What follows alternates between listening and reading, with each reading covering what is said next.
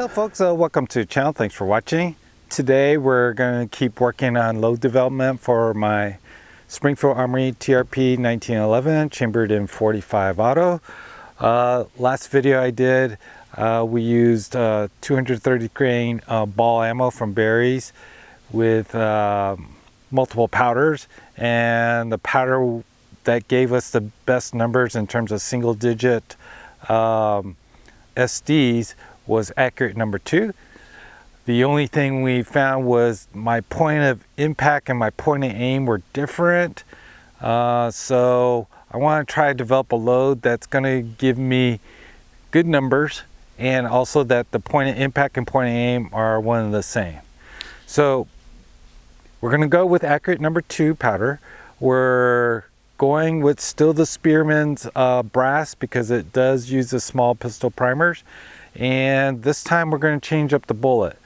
I was able to find some of this, which is 200 grain semi-wad cutter lead bullets, and we'll see if the accuracy improves in terms of my point of impact and point of aim matches up, and see if our chrono numbers are still, if we can still get single digit SDs. Now the other powder I'm trying out that I was able to find was some CFE pistol. So we're going to give that a shot with these same bullets and see what kind of numbers we get. That way I have options, and also to see if that also has the same point of impact and point of aim out of this particular 1911. So let's get going. All right folks, so what I have is the accurate number 2. You'll see in the beginning the load I'm using, and hopefully this feeds in this 1911, and hopefully we pick up some data on the chrono. We're going for the left side target, so here we go. Okay, left side target, aiming for center mass. Ooh, a little spray. Shooting high.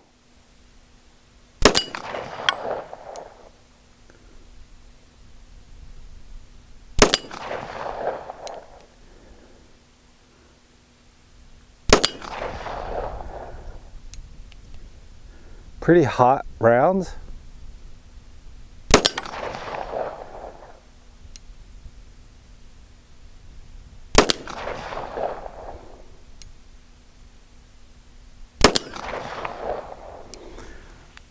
It cycles fine. Just not liking where the point of impact is. Again, we'll do another set, another magazine. The SDs look great. Again, accurate number 2 seems to be the real go-to powder for this, but in terms of accuracy and point of impact and point of aim, kind of two different things. So let's keep working at it.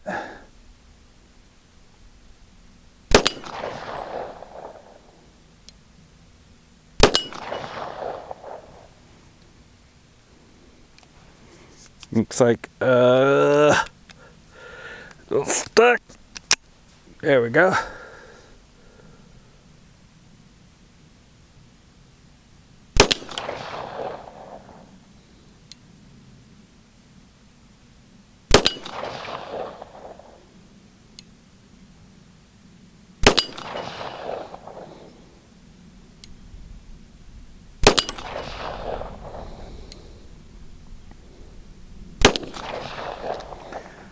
So just one little hiccup, 14 shots, 11.3 SD, extreme spread of 41, but velocities at 971 on my last shot, but 979 average.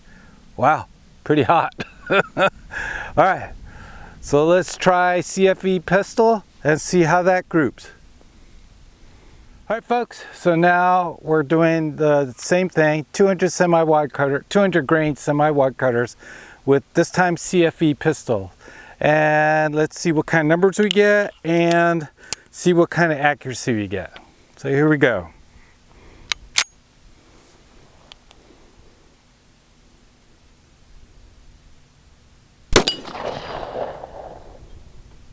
Ooh, that thing is traveling.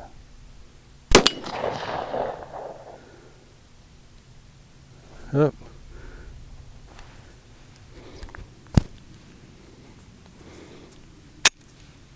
Go. A little out of battery.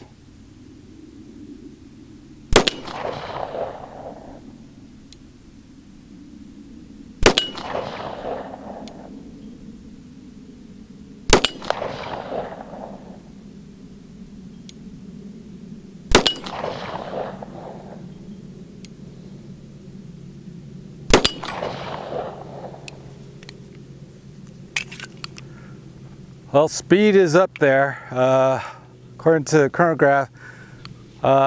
Standard deviation of 13.9, extreme spread of 44. I have a little vertical stringing for my point of impact and point of aim. Obviously, a lot of that is me, but I feel like it's still not favoring where I'm aiming versus where it's impacting. So let's do another string.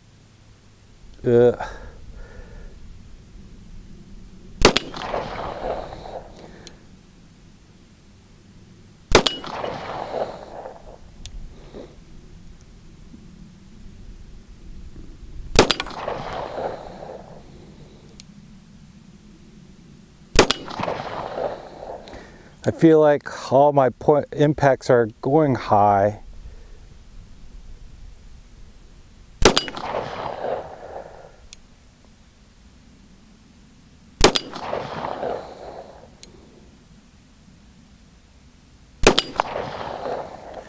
Yeah, all my impacts are high.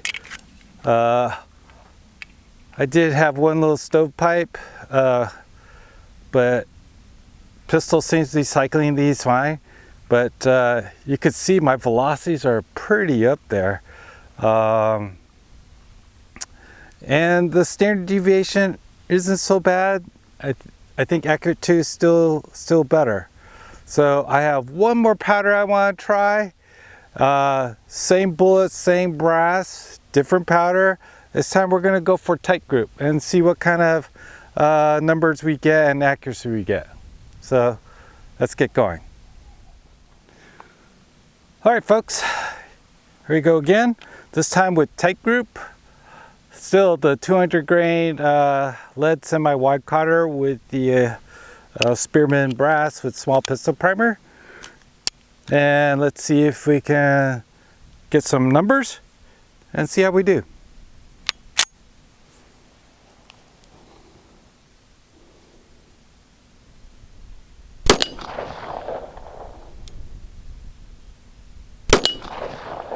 Oh, I'm liking this.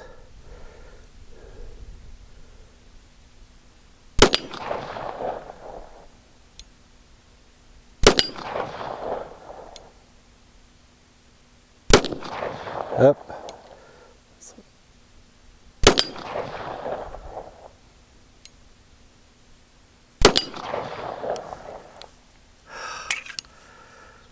I like the feel of this. The numbers are okay, not as good as accurate number 2. The first few shots look like the point of impact and point of aim are kind of one of the same area. Now it's kind of trending a little high. Again, it could be me, but let's do another magazine. Also, it's cycling through the pistol fine.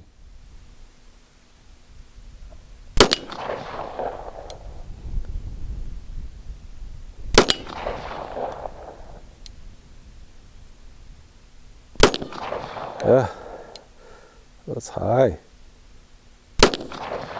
High again. Way high.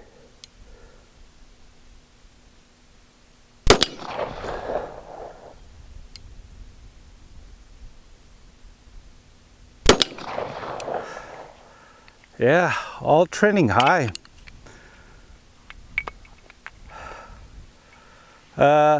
Numbers look good though, in terms of standard deviation at 10.4, extreme spray at 45, average velocity 911. Well,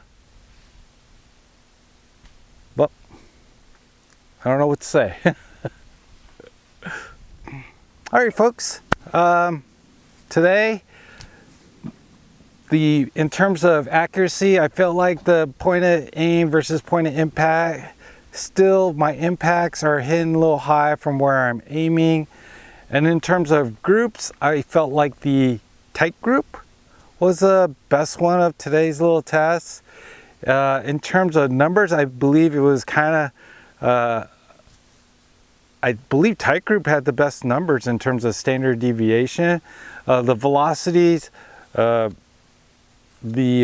believe it was CFE pistol was way up there. It was in the thousands for this 200 grain bullet. I don't know if that's too fast. I don't know.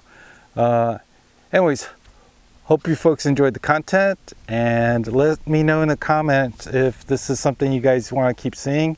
I do still want to chase a load for this particular pistol. I feel like I can find something that is going to be accurate and give me the point of impact and point of aim that I'm looking for and be accurate. And I realize I'm not shooting out a ransom rest or anything like that, and I'm definitely not a bullseye shooter, but it's something I like to work towards. So hope you folks enjoyed the content, and we'll catch you on the next video. Thanks for watching.